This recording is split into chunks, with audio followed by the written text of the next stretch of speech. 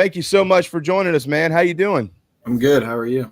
Thanks for having me. It took me a long time to make that this morning, okay? So I hope you actually enjoyed seeing all those home runs from our eyes. Sick. No, that was sick. All right. I mean, come on. I had other things to do. I pulled the clips. I'm just kidding, dude. I'm just kidding. But I will say this. They call because I usually don't listen to the guys on TV. Like if I'm not at the game, I listen to Derek and Coach Lake while y'all are playing. And I mean, have you heard that yet? When you hit that game tying home run, have you heard Derek's call of that yet? Yes, sir. I saw it on Twitter. I mean, pretty sick. Did you remember anything running around the bases, or is that one of those moments where you kind of black out? I mean, I kind of remember touching first, and then that was it. Like, yeah, I've seen the video. Like, I was jumping around third, and I was going probably a little crazy, but I don't really remember. Well, knowing I did that. Well, Cole, we got some breaking news. Congratulations, young man. You have just been named a second-team All-American by both Perfect Game and the National Collegiate Baseball Writers Association with your 326 batting average this year, 21 jacks, 71 ribbies, 50 walks, 8 stolen bases, and you threw out 13. Who the hell is the first-team catcher? Somebody needs to look that up. I haven't seen it. It's all good, though. What about asking ourselves that about the SEC too? Yeah, what about the coaches voting you second team? Did you ever find out who those cats were? No, sir, I didn't. But I mean, can't do nothing about it now. Nope. Yeah, you can. It's called the Major League Draft. Yeah, that's true. You absolutely can. All right, so we got to get down to business here. I was just talking to Mont. Tell us about the spicy chicken sandwich and the tropical grill speech, hitting speech from Monty to the team. Oh God. So I guess this was last year when we hit the skid around Kentucky and Auburn of last year when the injuries kind of hit us, and Monty called us in and was, we were talking, and our bats weren't very good at the time, and he was like, hey, he's like, we're gonna do something really quick. And he looks at me and he's like, Moose, what's your favorite meal? I said, a spicy chicken sandwich from Chick-fil-A. And he's like, all right, what do you look like? What is your best pitch to hit? And I said, a fastball, middle in, I can get to it. And he's like, all right, when you're in an 0-0 count, you're looking for your spicy chicken sandwich. So I'm like, all right. So then he's like, what's your worst meal? And it's a meal we actually got catered to the field pretty regularly. It's called Tropical Grill. No offense to Tropical Grill if anyone's listening and is, a connoisseur of Tropical Grill, but I despise Tropical Grill. And everyone knows it because it's just a joke at this point. So he's like, all right, what's your worst favorite meal? And everyone's like, Tropical Grill. And I'm like, Tropical Grill. He's like, all right, what's the pitch you get out on the most? And I said, the slider down and away. And he said, all right, that's your Tropical Grill. Do not swing at it. And I said, all right. And then I think we got hot in the regional and, just kind of stuck. And he even brought it up again this year. So, by the way, our next segment is presented by Tropical Grill, in case you didn't realize that. So it's no, I'm just kidding. I say, oh man. Oh no, don't worry, they already paid us, man. That's good. Yeah, that's it. Place really sucks. Now you've got to be a D's Wings fan, though, right? Oh yeah, it's right by the house too. We go pretty regularly. Yeah, well, we're big D's Wings guys around here. They're one of our proud partners, and they've got the best wings in Columbia. So hat tip to them. Well, that's good. So Monty went from talking about broad focus to fine focus, seeing ball out of hand, all the hitter junk, to spicy chicken sandwiches and Tropical Grill. That was the lesson. Yes, sir. But I mean, it's stuck, and I think that's what he's going to remember me as. Spicy chicken sandwich. So when you swing at a slider low and away, are you walking off the field like F freaking Tropical Grill, man? Are you pissed at him or are you pissed at yourself? I mean, probably myself majority of the time. I mean, sometimes I'll come in there and he'll cut a joke and make me laugh because he knows that, I like to put pressure on myself sometimes, but he's good with us. So how much pressure do you put on yourself? I think it depends. Like, everyone says, you can't let it get to you, whatever, pressure's a privilege and all that. But I mean, at the end of the day, it's human nature. So like, I mean, there's some times where I feel like, I have to do a lot more than I probably need to. And then there's sometimes where I'm like, you know what, whatever happens, happens. And I usually play better whenever I have the mindset of, whatever happens, happens. So How much gum do you chew a game? So I'm a very superstitious person. And if I'm having a really good game, it's the same 2 pieces. But if I'm having a really bad game, it could be like 8 to 10 pieces. Well, now, hold on just a second now. No, I get that. This wad's not working. They got to try another one. So I switch it up. I get that. I get that. But if you're having a good game, like in the SEC tournament, you mean to tell me that you're getting through 3 and 4 hours of baseball with 2 pieces of gum? What kind of gum is it? Double bubble.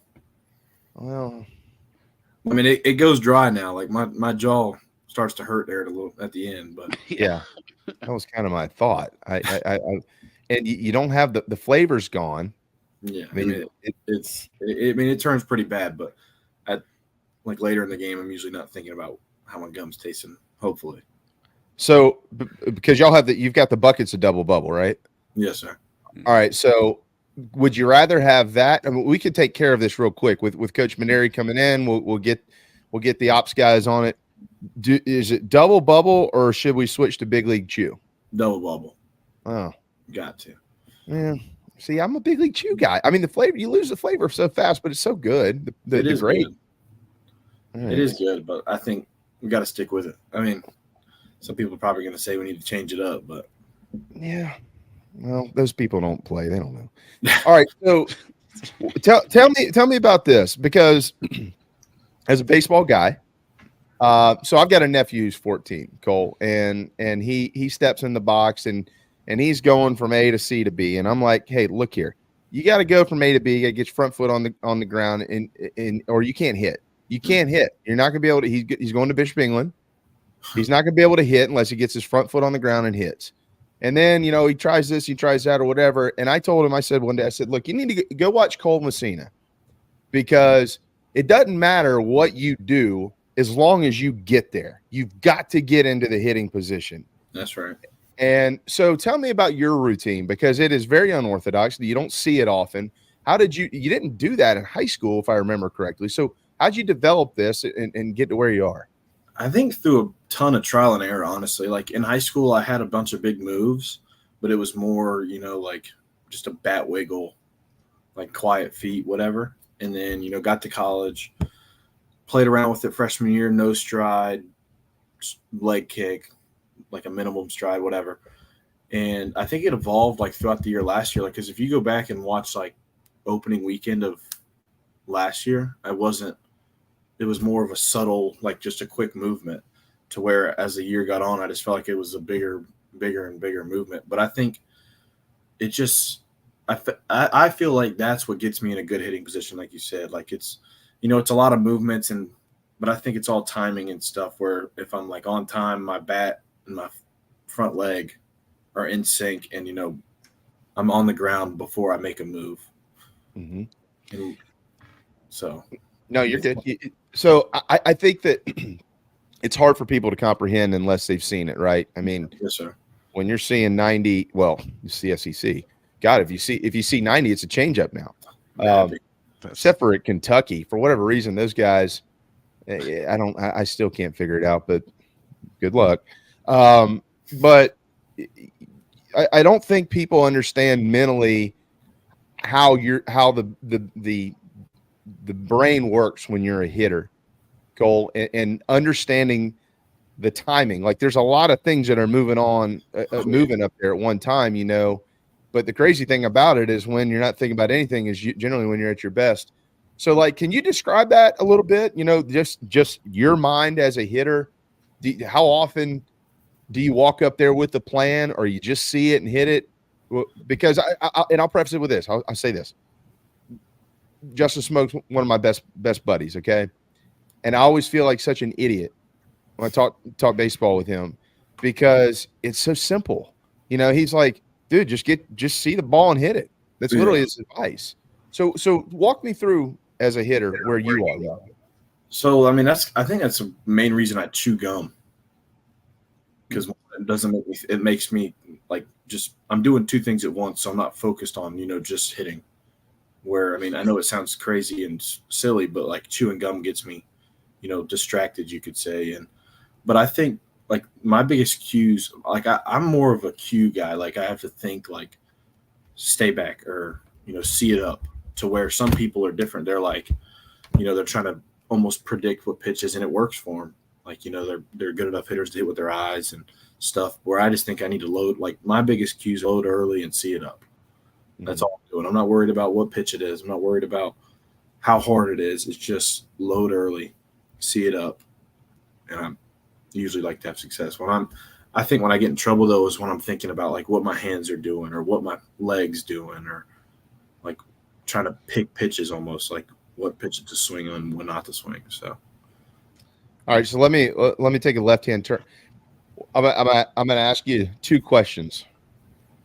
What does it mean to you when you're at the ballpark and the game's over or pregame, and you look down the right field line and there's a laundry list of little kids out there waiting for your autograph? What do you feel when in that moment?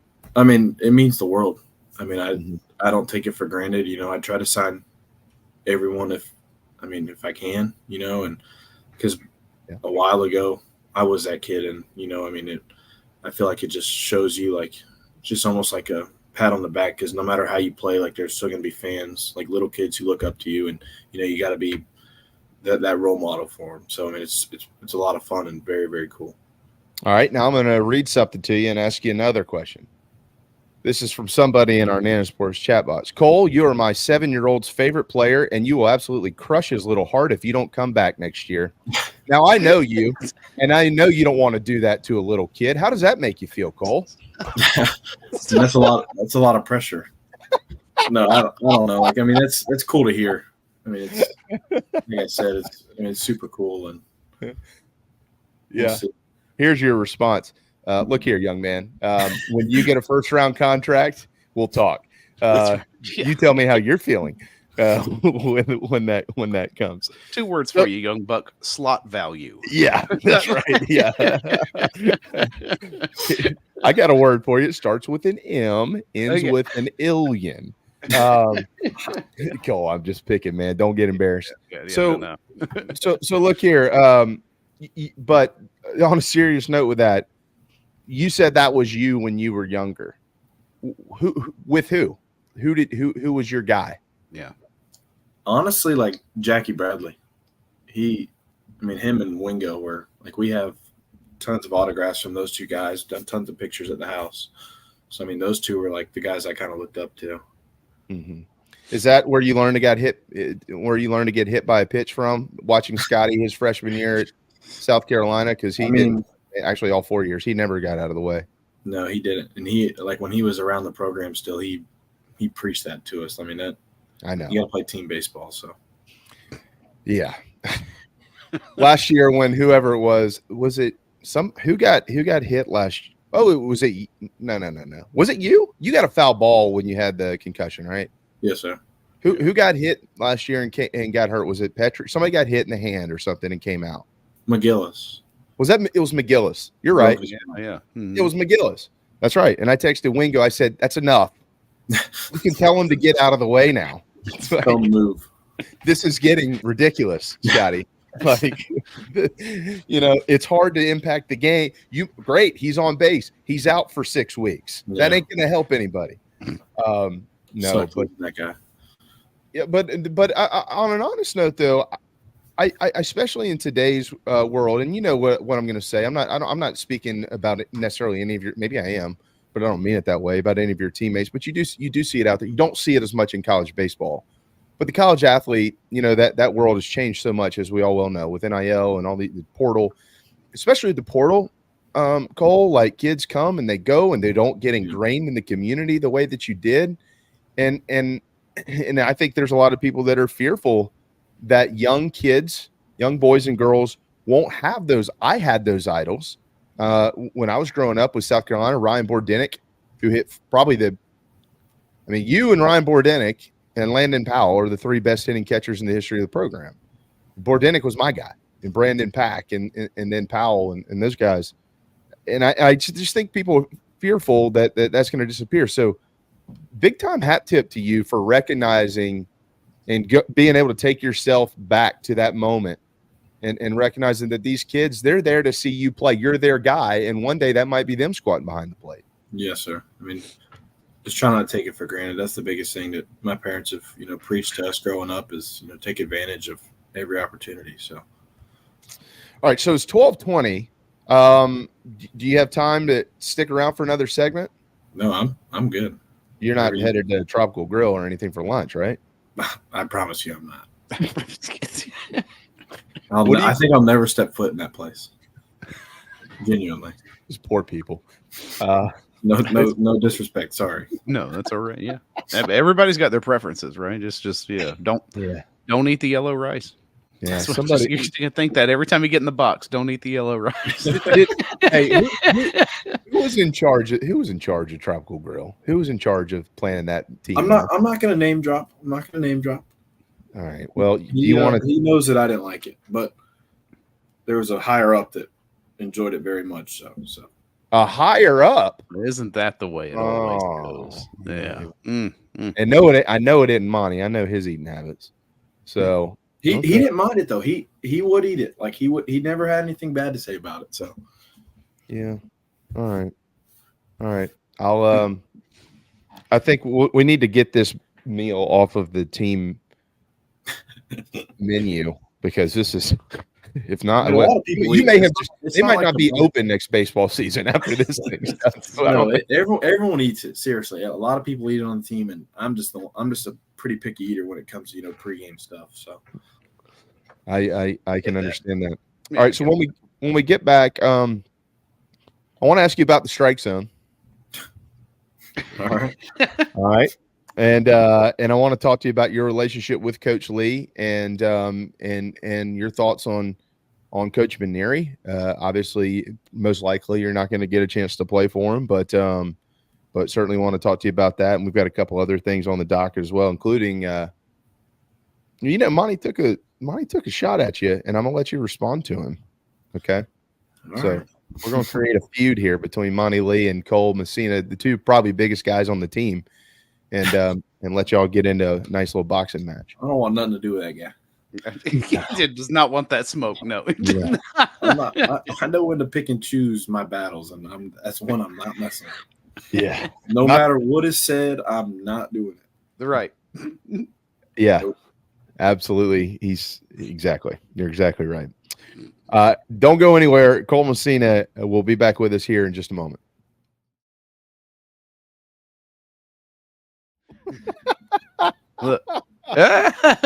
Nice. Mine don't know what he talking about.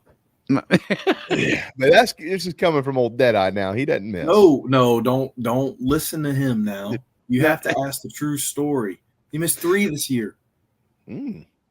Oh. You gotta get the full story out of him. Well, he's getting older. You got to give him some grace. He is getting older. You're right. He's getting old.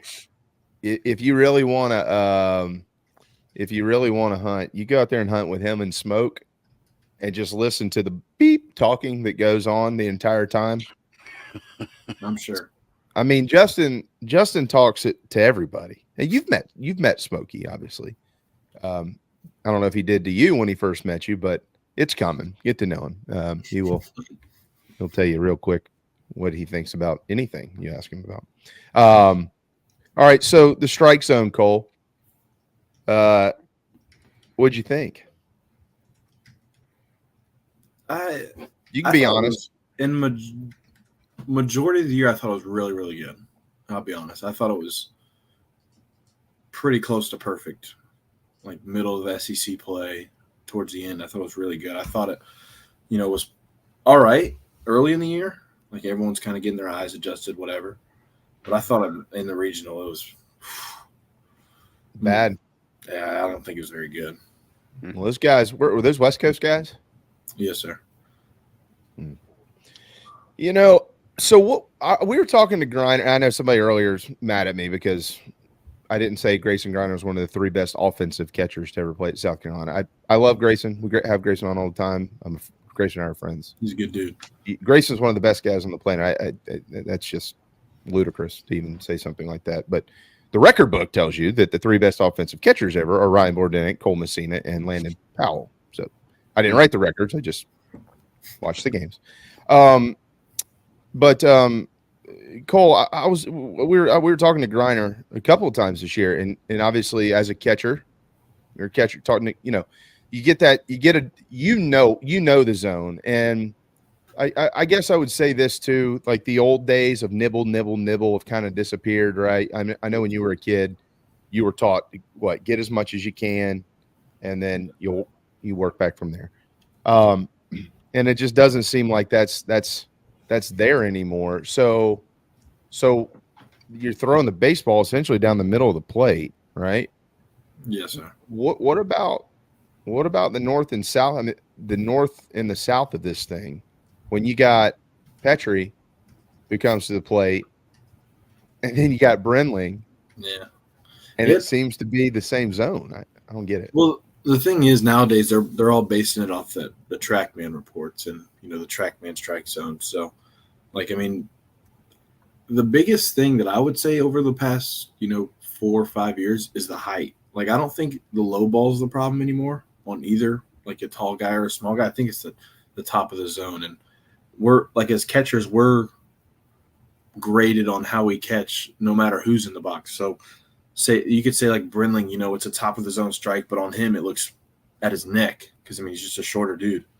Umpires sometimes they're like, what, that's a strike, or sometimes they're like, that's a ball, and it I guess you could say docks us as catchers. So it just changes.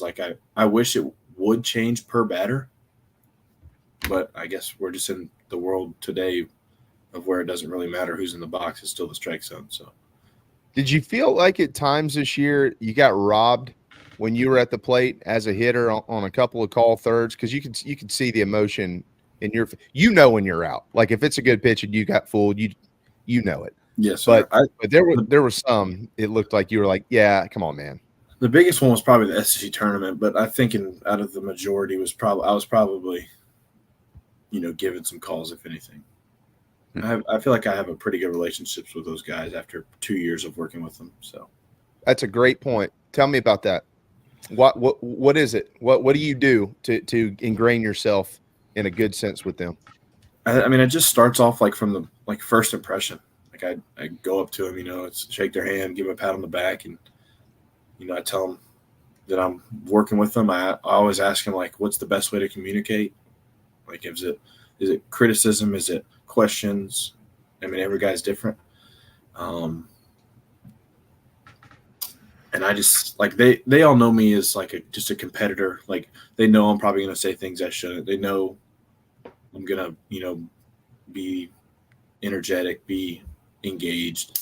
So, they all know that, and we have a good relationship just through, working together for so many games. So, it changes though. Some guys, and I can name one guy off the top of my head. I'm not going to name him, but me and him did not get along at all. And luckily you can't see that from the TV, but me and him, we weren't very good friends just because it was his way or the highway. And as an umpire, you can do that. So, can't talk negative about the way he goes about his business. But as a catcher, I need to, adapt and change for guys like that. So, it was a good learning point. Oh, is he a good umpire or not? Statistically and his calls, he was a good umpire. He was actually really, really good, but he's just very. He thinks he's perfect, and So I can't talk bad about him because at the end of the day he's human. He's gonna mess up and stuff. So it is what it is. You're describing my relationship with Phil. Phil thinks he's perfect every day, and I can't do help myself. I just can't. It's hard not to just lift myself up like that. Every morning my feet hit the ground. I'm like, God, you're God's gift, aren't you? Look at you. Yeah. Well, I do the same thing to Carrie. I tell her, I said, look, here, you get all this every day. That's right. This is what you get. Hey, look, she said yes. I didn't. Right. Yeah. You get to a certain age where it was sometimes you feel like you're the only one in your corner, and that's important. You're like, baby, you get all this right here. Take a look. Right. Come on. This is what you get. So I can't. It might have been the tournament or somewhere else, but it was on. I know it was on. I mean, they're all on TV, but I remember Coach Lake saying, "Ooh, Cole, better be careful here." Somebody barked back at you. Did you ever get a? That's enough, Cole. No. So the umpire was Scott Brown, and me and Scott have worked together a ton. And according to TrackMan, it was a ball, and we actually had him the next day. And I went up to him and was like, my bad, but I hope you know I was right. Like messing with him, and he was like, "No, you were right." Like, and he took it as like, me and him just working together. We're gonna have our differences, but we both got to him. And I went out there after the strikeout, and I was just like, "Hey, like, probably blew up a little bit. My bad." And we were fine the rest of the game. So it's all about just not cupcaking those guys, but making sure they know like that what you're talking about, and holding them accountable as well. Well, and I think too, and by the way, we just got, I mentioned this yesterday that it probably would be on Thursday, and it is 4:00 press conference with Coach Maneri tomorrow in the Cockaboos Club. So the public will get a chance to kind of meet him tomorrow. We're going to get to Paul with you in just a second, Cole. But I think that's something too that I'm not so sure that there's enough college catchers that understand how much rope it gives you to have a relationship with the umpires. And then especially when you get into pro ball, that's a big deal, knowing that those guys understand you, you're respectful to them. It's also a big deal, when there's a ball in the dirt and you don't let them get popped. Oh yeah. You take care of. If every third inning they're getting hit in the kneecap or the neck or something, they're not going to be as happy with you. No, sir. But if you're covering them. So when did somebody teach you that at a young age, or is that just something that's just who you are? It's just in you just to be respectful like that to them. Well, I mean, obviously, like my parents instilled respect into me pretty early. My mom's a school teacher, so I mean, you can only imagine how she goes about, teaching me and my siblings. But not she. I mean, I don't know. Like, I mean, obviously, coaches have talked to me like, "Hey, like, like, go get this umpire on our side or whatever." And just throughout the years of just catching and doing it on a day in and day out basis, it's just just something you kind of gain and earn and just morph into, you could say. Did you notice your mom dancing on the dugout last week in Raleigh, or did it take the social media craze to? She's listening to this, so I can't say. Oh, she's definitely listening, but no, I saw it. I think in the 10th inning she did it again, and I saw it with my own eyes and was like, "Mom, oh my God." But then I didn't see the video of after my homer until after the game, and I was just like, "Oh, good Lord!" I didn't know it was on TV, but no, it's fine. We were talking about it the other day when I saw them. That, she's just, that's how she is, though. She's just high energy. Yeah, man, she's mom. Her son just hit a 2-run jack to tie the game, and she's had every right to do that. I mean, if it was my mom, I can't say she would have done anything different. Hell, she might have been on the field. They might have escorted her out of the ballpark. So you're lucky she got to stay. I wonder if anybody asked her to please, if you don't mind, step off the roof. So my roommate, Talmadge Lecroy, his brother also lives with us. He told me a couple times that every time she went up, someone would come down and try to tell her to get off every time. Well, they're lenient with the parents. I mean, you got to be. And this is her boy. He hits a bomb, and the game is tied. That moment there, I was gonna wait. I was gonna come back to this in a little bit, but since we're talking about your mom dancing on the dugout, when you walked up to the plate and that at bat, what were you thinking? I just told myself to stay in the moment. Like they took a pitching mound visit right before I went up to the plate, and I was just like talking to myself, just telling myself just to have fun and like I said earlier, be on time and see something up, because I mean that kid had a good fastball. He's up to like 97 on the report. So I was like, you know what? Just be ready. Just go out there and have fun. And I hit it, and I was like, I didn't think I got it. And probably with the numbers, I probably shouldn't have been a homer, but I think with the wind, it helped me a little bit. So, but I mean, I don't know. It was a lot of fun. It was sick. Yeah, you did get it. That ball left the yard, and it left in a hurry. It was wind or no. I think that was probably more of a no doubter than you think that it was. But I mean, we talked about earlier about pressure and things like that, feeling pressure, whether it's self-induced or whatever. Did you feel pressure at all in that moment or no? I mean, I felt like everyone was kind of leaning on me, like especially after I hit the homer. Like it was more of like let's go. You really did that. Like you're still swinging it well, kind of the thing where going up to the plate, it was like, all right, like just stay within myself. Don't try to keep this tear you're on, like keeping it going almost, you could say, and like just stayed through it and took a good swing. It's incredible to even think about the fact that I don't know if it's the majority, Cole, but certainly an incredibly high percentage of arms that you see now at this level are in the mid 90s, and certainly wasn't like that when I played. And if you were 90, 91, you were a dude. If you're anything above that, you were a first round guy, and everybody. But as a catcher, do you ever like, has that come with? I mean, it's emphasized. It's a power game. All these analytics and all this stuff. How quickly the ball's leaving the yard, off the bat speed. How hard you're throwing. These guys seem to be more like max effort guys, but they're a lot of them are shorter stints, 2, 3, and 4 innings, unlike the old days, or 6, 7, if you could get 8 innings out of a guy. Like, what do you see? Where's the game from that standpoint in your eyes as a catcher? It's kind of I have mixed emotions. Like, I think your starters should be the guys who, are in there not throwing as hard, just like at pitchability guys, to where like an Eli Jones, like Eli's not going to blow up the radar gun, but, he can put his fastball wherever he wants and, throw a slider every other pitch if he wanted to.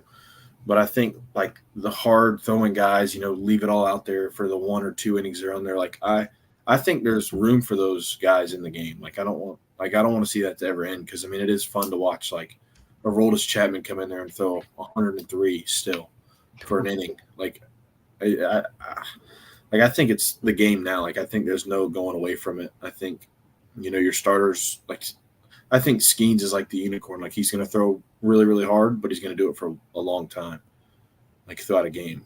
So I mean it's kind of mixed emotions. Like I like it. I enjoy it. What was it? What was it like facing Paul Skeens? Oh my God. I'm glad so funny story.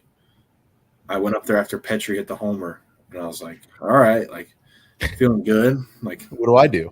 I just watched the best hitter in America just take this guy deep. I'm sitting there like, all right, I got a chance. And I look down at the catcher and say, what's up? And I see that they're throwing me a first pitch slider. You saw the sign? Oh, I saw the sign on his watch, and I said, "Oh, I'm not swinging."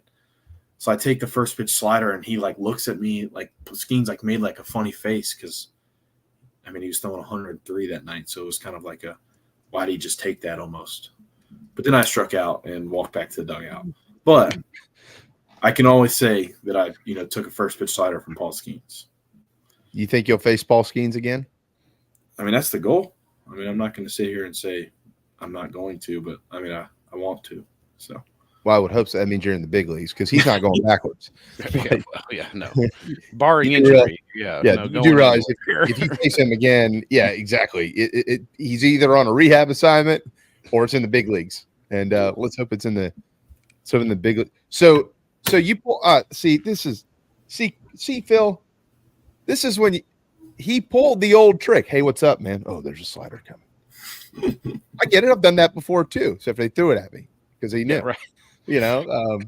Hey, good to see you. How's everything going, John? Nice to see you. Oh, fastball away. Okay. No, so that wasn't a trick. You just accidentally saw it on the watch. Yeah. Because I mean, I say what's up to the catchers every time we play and every game, just because I know what they're going through and what I'm going through at the same time. Yeah. And I saw slider, and I was like, let's go. Not swinging. Well, his slider came in at what, about 93? Mm-hmm. Oh, okay. That's just, come on. What are we doing? I mean, that's just insane. All right. Hey, look, we need to hit one more timeout. I do want to keep you for one more quick segment, if you don't mind. That's fine. And I want to get to Monty and ask you about him, and I want to ask you about Coach Kingston and Coach Maneri, and then your time, what you'll be doing now that the draft is coming up here soon. So hang tight with us. Cole Messina. This segment proudly brought to you by our friends at Gamecock Traditions, GamecockTraditions.com. I'll bet you Cole's shopped at Gamecock Traditions. I bet his family has too. If you live in places like Summerville, the home of the Messinas, you can go to GamecockTraditions.com and have it delivered right to your doorstep.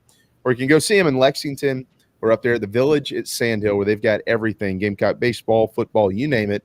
And if the logo's on it, guess what? A percentage of whatever you buy is going to the Garnet Trust to help the NIL efforts at the University of South Carolina. When we return, Cole Messina will wrap up hour 2 with us here on ITG. We're with Cole Messina, the catcher at the University of South Carolina. He finished his career with 38 home runs, which is the third most all time for a catcher. And Cole did it in 2 years. 6 home runs behind Landon Powell, who hit 44. And Landon did that in 4 years. Landon actually talked to us about you a couple of weeks ago, saying, yeah, I think if he was here 4 years, he'd blow the doors off of anything I ever did from an offensive standpoint, Cole. But it looks like the draft is going to be calling your name, and can't be more proud of you. And I know that's how the fans feel. So getting you to this point,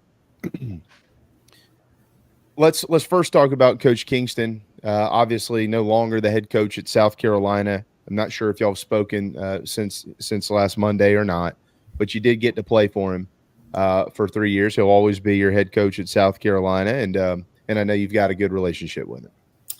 No, I mean, me and King and I've thanked him more times in the past week and a half than I would have liked to. I mean, he gave me a chance out of high school, gave me a chance to play for 3 years. So, I mean, I have nothing bad to say about him. I mean, he was a great players coach. I mean, cared for his players, cared about, the mental state, physical state. I mean, it sucks, but yeah, people got to make decisions, and sometimes decisions suck. So, yeah.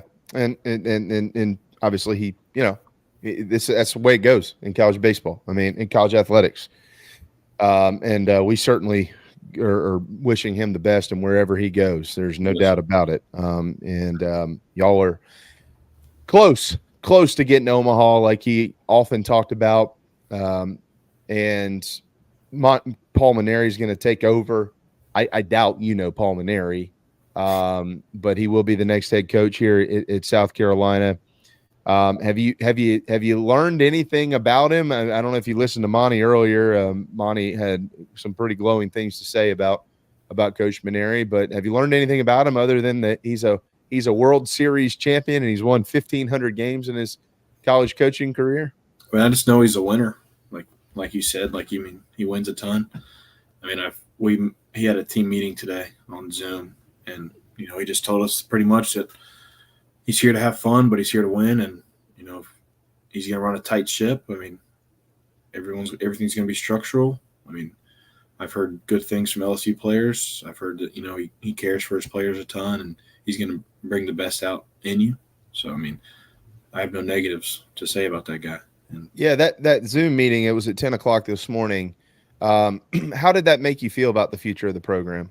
I mean, it made me feel confident. That's the biggest word. I mean, all he talked about was, Omaha, and the assistant coaches were in there as well. And, he introduced them all, and they all seem to have the right track record and history. So, I think the Gamecocks are in a pretty good spot. And that brings us to Monty Lee, who's signed a 3-year extension to stay on as the associate head coach and hitting coach at the University of South Carolina. This is where Monty wants to be. Monty is a Gamecock. He played at the College of Charleston, but but he's a Gamecock, and he always will be. How do you even begin to explain what Monty Lee has meant to you as a hitter, as a person, as a player, all that stuff? I mean, what Monty has done to, I mean, a lot of players is, really, really cool and shows who he is. But I went up to him after the game and I thanked him because he genuinely turned my career around after a rough freshman year, and he knows how I feel about him. I know how he feels about me, etc. But he's a really, really good dude before he's a coach. I'll talk to that guy for the rest of my life, just not even about baseball, just about life and, how to deal with this situation or, a certain situation. He's just a really, really good dude. And a bonus is he knows how to coach and he knows how to, hit and teach hitting. So, I mean, he's probably one of my favorite coaches I've ever played for. So you're one of about 1,000 guys that has said that. A lot of people say that. I mean that. I don't mean that as a, I'm saying that very humbly on behalf of him. Nobody's ever said anything about Monty other than that. It's just bizarre. Of course, when you get to know him, it's not. You said that he got your. Did I make sure I say this right? He kind of got your career turned around, got you going. So what did he do? What was that? What was that like? So I mean, you could say I had a really, really bad freshman year, according to the numbers and whatnot, and struggled a little bit in summer ball, and I struggled the fall after the sophomore fall, and he sat me down and was just like, hey, what's the biggest thing you're missing? And I was like, I don't know, coach. I feel like I'm strong, fast, can hit the ball. I don't know. And he's like, you know what, you got to be confident. And ever since that day, I've just been a different player, and and he knows that, and we talk about it all the time, how he had that meeting with me and, he took a chance to see if I'd, respond by him saying that, and I did. So when you work with him on the field, because you'll always come back and work with Monty, I'm quite sure of that. Yes, sir. When you work with him, tell us about that experience, how he makes you confident, but how does he do that? Is it the drills that he uses? Is it the language that he uses? What is it? I mean, it's a mixture of everything. It's the way he talks about certain things, and he has different routes to get into certain places and swings, you could say. And it's not one way or the highway. It's different sayings for different things to get you to point A to point B. And, on the field, we like to have a ton of fun on the field. It's how hard can you hit this ball to a certain spot. On the field is where we just like to loosen up and just compete with whatever we're doing that day. Where as the cages, it's more structural, more drills, more, swing mechanic stuff. And, so the way I look at it, when we get on the field, we cut up and act a fool and have fun and joke around and yell at each other and just, just a good environment, a good work environment, you could say. Isn't it hard to have that as a coach? You've played for so many guys, travel ball, high school, summer league. I know you played up in the Northwoods League. Were you in Wisconsin or Minnesota? Where were you? Wisconsin. I bet it was beautiful up there in the summer. Oh, it was. I was freezing. It was 60 degrees every day. During the day it was? It was perfect. Yes, sir. I mean, it didn't get above 70, 75. That's fantastic. So you play for all these guys. It's hard to have a coach who can be the first one to cut your rear end and jump on you, but then also be the first one to tell you how great of a job that you did. It's a very fine line of respect, isn't it? Yes, sir. And Monty does a great job. Monty's got on to me a couple times. He got on to me once this fall just because you could say I wasn't being the leader I needed to be. And, we hashed it out. I mean, I said stuff, he said stuff, and then all of a sudden we were good. And, the next day it was like nothing happened and we were back to normal, you could say. And I mean, ever since he looked at me in the cages that day and was like, you just need to compete. My level of respect for him went way up. Yeah. Well, and then when he shows you his biceps, that changes the conversation. I call him little guy. He knows that. He's a little guy. He calls me big boy. So I call him little guy. That's funny.